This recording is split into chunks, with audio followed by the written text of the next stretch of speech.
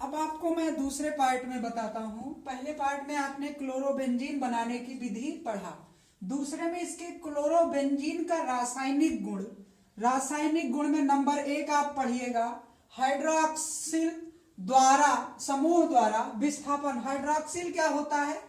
OH समूह जिसमें लगा रहता है उसके द्वारा इसका विस्थापन। ठीक, विस्थापन कैसे होता है?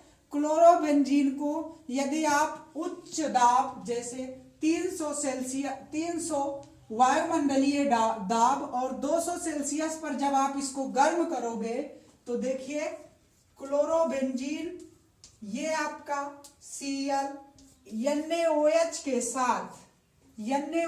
साथ 300 ATM लिख सकते हो आप, एटमॉस्फेरिक प्रेशर होता है, और 200 सेल्सियस ताप पर जब आप इसको गर्म करोगे तो फिनाल प्राप्त होगा। और ये प्रश्न आपसे पूछा गया है, प्रश्न कई बार, कैसे प्राप्त करोगे क्लोरोबेंजीन से फिनाल?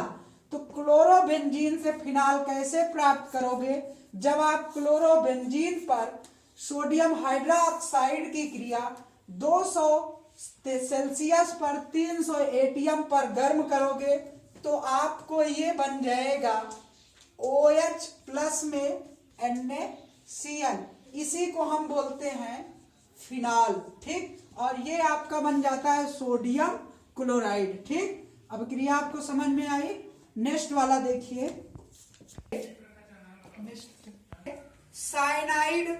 साइनाइड समूह द्वारा विस्थापन।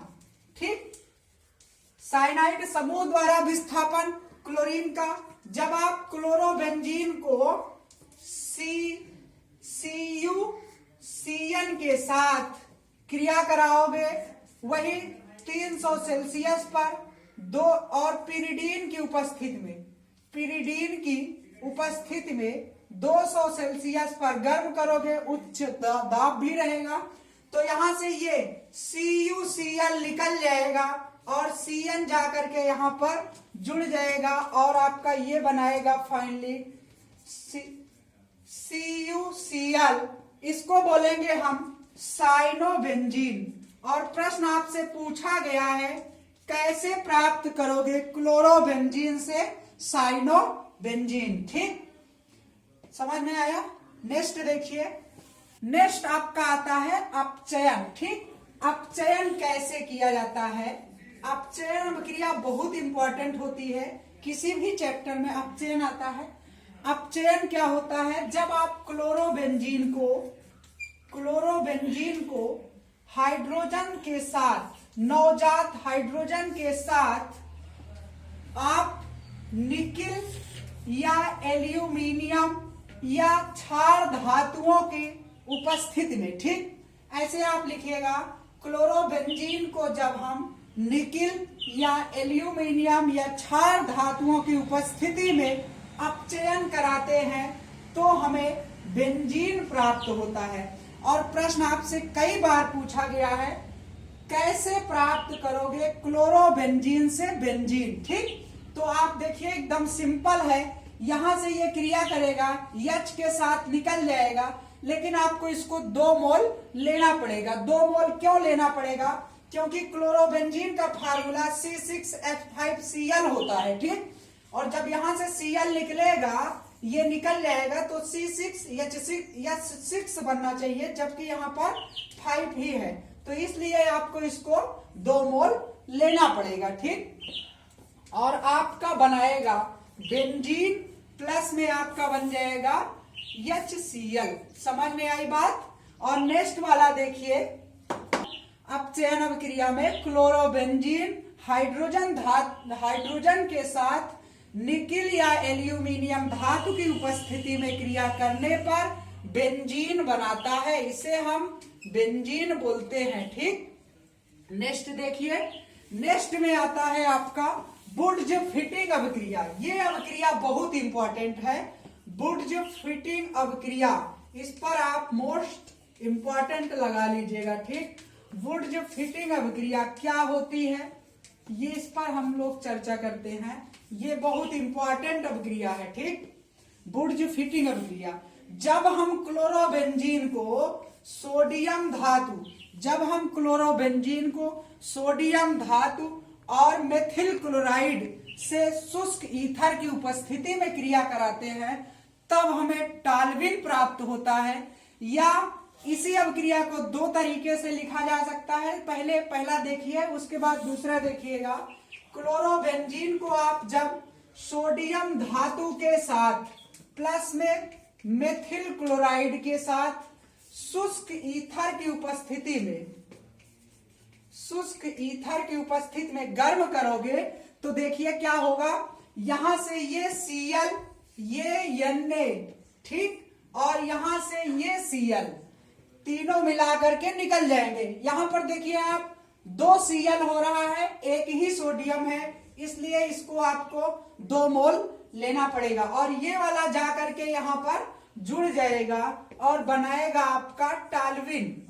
इसको हम टाल्विन बोलते हैं और 2 मोल NaCl निकल जाएगा। ठीक, ये आपका टाल्विन होता है। ठीक, समझ में आई बात? आशा करते हैं ये वाला आपको बहुत अच्छे समझ में आया होगा और इसको आप याद रखिएगा। ठीक, ये टाल्विन है। इसी को अथवा में करके एक अभिक्रिया और लिख लीजिएगा। कभी कभी कुछ लोग इस तरह लिखते हैं, या आप इसको इस तरह से लिख सकते हो, 2 मोल क्लोरोबेंजीन को 2 मोल सोडियम के साथ केवल आप गर्म कर दीजिएगा शुष्क ईथर की उपस्थिति में।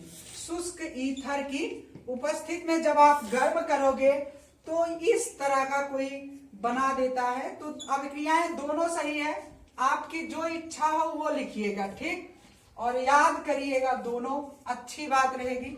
इसको हम बोलते हैं डाइफेनिल। और प्रश्न आपसे सिंपल नहीं पूछेगा, मैं आपको बता रहा हूं बार बार, सिंपल प्रश्न नहीं पूछेगा। पूछ सकता है, ये भी पूछ सकता है कैसे प्राप्त करोगे क्लोरोबेंजीन से डाइफेनिल, या कैसे प्राप्त करोगे क्लोरोबेंजीन से टाल्विन। तो ये दोनों अभिक्रियाएं बुर्ज फिटिंग अभिक्रिया के अंतर्गत आती है। ठीक, और नेक्स्ट देखिएगा, इसको नोट कर लीजिए। अभिक्रिया आती है नाइट्रीकरण। ठीक, ये भी इंपॉर्टेंट है, नाम से ही पता लग रहा है ना, नाइट्रीकरण अभिक्रिया। नाइट्रीकरण अभिक्रिया क्या होती है? जब हम क्लोरोबेंजीन को HNO2 के साथ, ठीक, HNO2 के साथ गर्म करते हैं, किसकी उपस्थिति में? H2SO4 की उपस्थिति में जब गर्म करते हैं तो वो आर्थो और पैरा नाइट्रो क्लोरोबेंजीन हमें प्राप्त होता है। ठीक, देखिए आपको पता है यहां पर से एक हाइड्रोजन को विस्थापित करेगा और ये वाला H मिला करके H2 निकाल देगा और यहां पर NO2 जुड़ेगा आर्थो पोजीशन पर और पैरा पोजीशन पर जुड़ सकता है। ठीक, देखिए Cl प्लस में NO2 और यहां पर देखिएगा ClNO2, ठीक, और प्लस में H2 गैस निकाल सकता है। ठीक, इसको हम ये पैरा नाइट्रो आर्थो, इसका नाम होगा आर्थो नाइट्रो क्लोरोबेंजीन और इसका नाम होगा पैरा। यहां पर देखिए बेंजीन रिंग को मैंने आपको पता नहीं बताया था या नहीं बताया था, देख लीजिए, ये आपकी बेंजीन रिंग होती है, इसको हम आर्थो बोलते हैं। ठीक, और ये होता है आपका मेटा और ये होता है पैरा। ठीक, आर्थो मेटा पैरा 3 पोजीशन होती है। जब यहां पर कुछ लग जाता है तो उसको मैं इस नाम से जानने लगता हूं। बेंजीन रिंग में आर्थो पर नाइट्रो ग्रुप जुड़ा है, प्लस में ये क्लोरोबेंजीन है, ये आपका पैरा नाइट्रो क्लोरोबेंजीन है। ठीक, ये पोजीशन आपकी 2 पोजीशनों पर ये लग सकता है। ठीक, अब आशा करते हैं आपको ये वीडियो बहुत अच्छा लगा होगा और प्लीज लाइक शेयर सब्सक्राइब कर दिया करें। ठीक, धन्यवाद।